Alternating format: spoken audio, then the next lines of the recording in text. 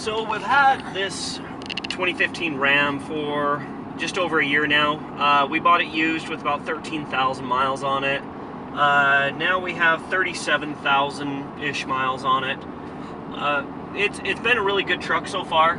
We had a 2006 Dodge Mega Cab with the Cummins in it as well. Before this, it had the 5.9 liter, and this has the 6.7 liter. And there's been some noticeable differences between the two. This one runs a ton quieter than what the old truck used to. And the transmission in this truck, I don't know what they did differently, but it does not overheat and it shifts a lot smoother. This has the 6-speed transmission, and I believe that one only had a 5-speed or a 4-speed in it, so maybe those are the differences. One of the things is, as we tow, I've noticed that I wish it had a little bit lower rear end in it. I believe it has a 343 rear end, and I would like probably a 373. I don't want like a 410 or anything like that because it is a daily driver as well. But I know the Chevy still does the 373, and I think that'd be a little bit better when towing our fifth wheel. Right now we're towing our 27-foot enclosed snowmobile trailer up Highway 6 over Soldier Summit in Utah. And I mean, we'll get up to about 7,000 foot elevation. We'll climb 3,000 or 4,000 feet and it won't have a problem. We're doing 60 now easily as we climb, and it just cruises along, doesn't have trouble shifting back and forth, and usually doesn't have to shift back to a lower gear. It just pulls right along, even with the trailer behind it. So one of the things that I have found that I really don't like about this Ram is the tire air pressure. It requires that you run 80 pounds in each tire, which I think is just way too much, especially for what the tires are rated. And so I constantly am having to deal with this little symbol here that tells me basically that I have a low tire, even though I'd rather them be low and nice and soft than a hard 80-pound pressure tire. I do like how the trans temperature is gauged on this truck. I am able to watch it pretty closely, even though I've never had any problems on this truck with the transmission getting hot. On my 2006, I was constantly battling the transmission getting hot. I also like the oil life gauge. It gives me really detailed knowledge of when and where, when the oil's getting closer to needing to be changed. I have found as well that the fuel filter and the oil has to be changed by about the same time. And with that, you're looking about $200 by the time you change both fuel filters. But it's worth it, to make sure that you have everything running at peak performance. Some of the other gauges and settings here.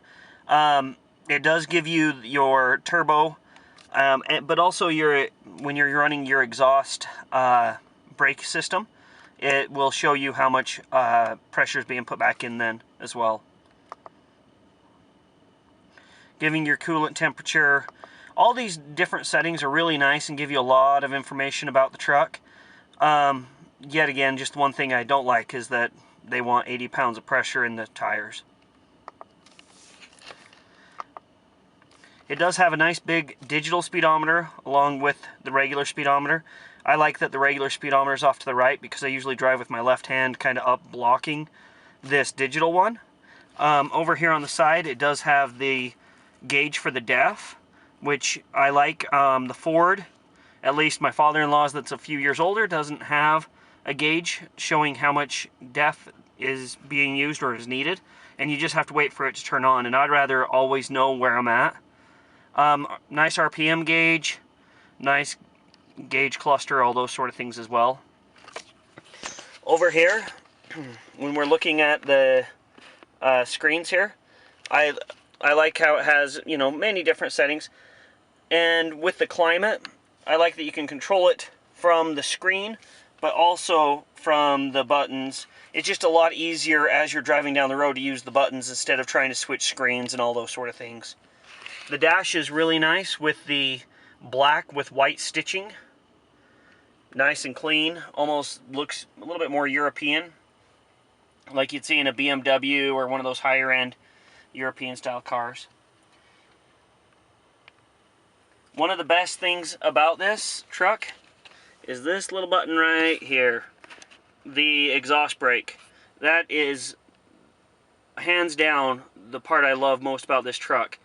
Being able to press that and control my trailer and everything else through the engine without having to ride my brakes and go through all that.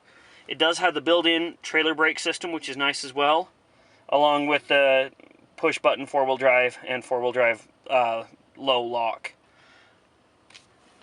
Lots of little storage compartments all over, which makes it really handy because on a long road trip, it's nice to be able to put things in different places and store everything that you're going to need. I do like the amount of room that the Dodge has.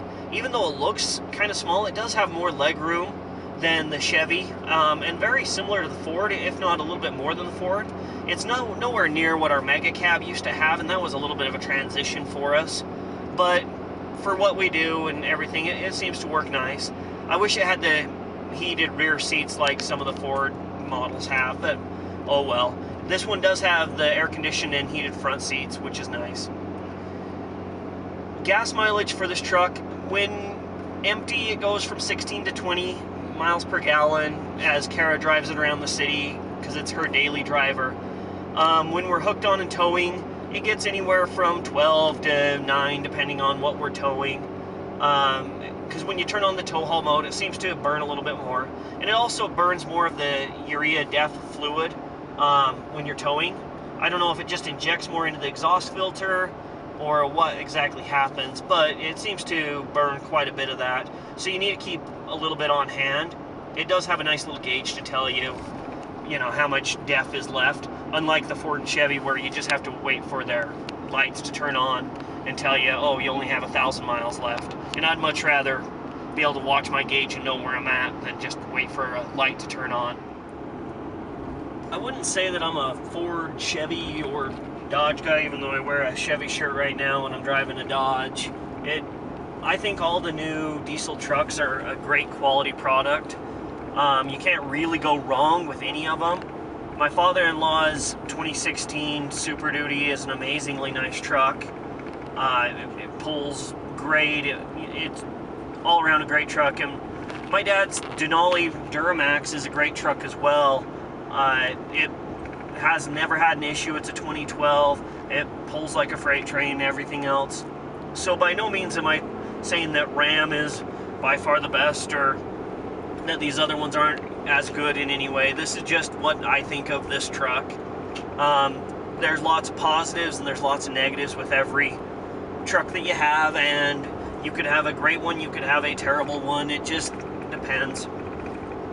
I do think they finally got past some of the emissions issues that they were having in the late part of the 2010 to that area, since they went away from like the old 7.3 Power Stroke or the old 5.9 Cummins. I haven't had any issues with exhaust filters or anything like that. I know my father-in-law, when he had the 6.4 Ford, had a lot of exhaust filter issues, but it seems like the Fords with their new 6.7s have taken care of those issues as well. So to each their own, and whatever you choose, as long as you maintain it, it'll probably last you just fine and get you down the road and do what you need it to do. Thanks for watching.